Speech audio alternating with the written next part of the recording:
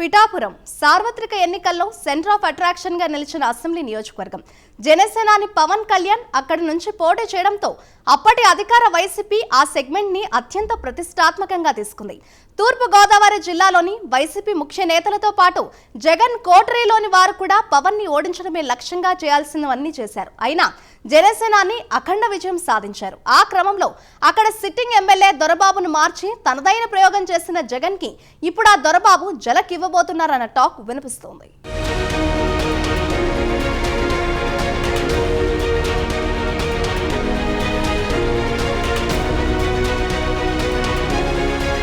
మళ్లీ అధికారంలోకి వస్తామన్న ధీమాతో మొన్నటి ఎన్నికల్లో వైసీపీ తెగ చెలరేగిపోయింది. కుప్పంలో టీడీపీ అధినేత చంద్రబాబుని, పిఠాపురంలో జనసేనాని పవన్ కళ్యాణ్ ని ఓడించబోతున్నామని తెగ హడావుడి చేసింది. అసలు పవన్ కళ్యాణ్ ని అసెంబ్లీ గేటు కూడా తాకనివ్వమని సవాళ్లు చేశారు ఆ పార్టీ నేతలు. అందులో భాగంగా పిఠాపురంలో నిర్ణయాత్మకంగా ఉన్న కాపు నియోజకవర్గం ఓటర్లను ఆకట్టుకోవడానికి నానా పాట్లు పడ్డారు.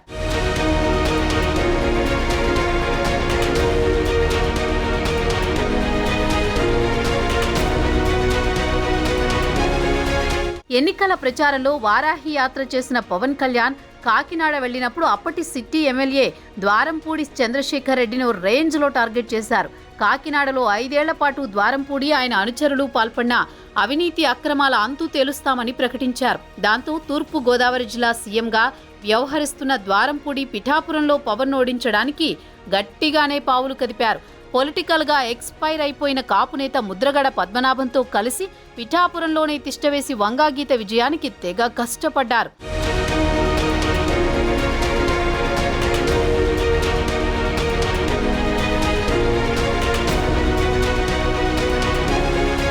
సీన్ కట్ చేస్తే పిఠాపురంలో సంచలన విజయం సాధించిన పవన్ కళ్యాణ్ వైసీపీకి తన స్టామినా ఏంటో చూపించారు.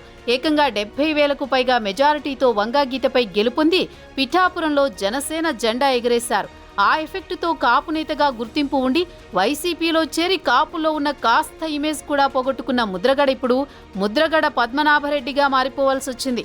ఇప్పుడు డిప్యూటీ సీఎంగా పవన్ ప్రచార సమయంలో ప్రకటించినట్లు కాకినాడలో ఆపరేషన్ ద్వారంపూడి కూడా మొదలు పెట్టించారు.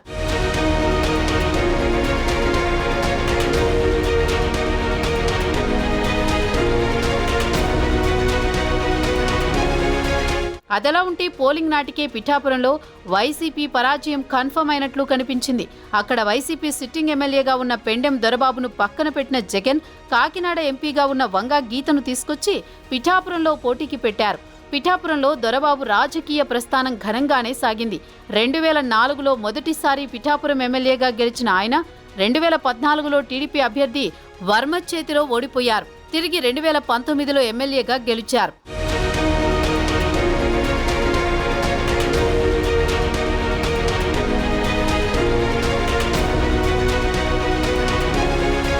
పిఠాపురంలో టీడీపీ మాజీ ఎమ్మెల్యే వర్మకి ఎంత పట్టుందో దొరబాబుకు కూడా అంతే బలముందంటారు.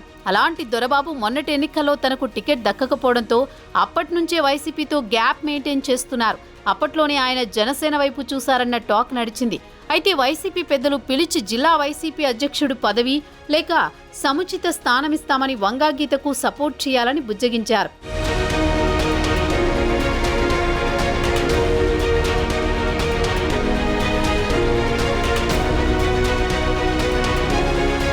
అయితే ఎన్నికల సమయంలో పిఠాపురంలో పెత్తనమంతా ద్వారంపూడి ముద్రగడలదే నడిచింది. దాంతో తనకు సరైన గుర్తింపు ఇవ్వలేదని, కనీస కార్యకర్తగా కూడా చూడలేదని దొరబాబు అసంతృప్తితో ఉన్నారట. ఇక ఎన్నికల తర్వాత వైసీపీ సీన్ రివర్స్ అవడంతో వైసీపీ అధ్యక్షుడు జగనే బెంగళూరు ప్యాలెస్ కు వెళ్లిపోతున్నారు. ఆ క్రమంలో ఇక పార్టీలో ఉన్న ప్రయోజనం ఏముండదని దొరబాబు వైసీపీకి గుడ్ బై చెప్పడానికి ఫిక్స్ అయ్యారట.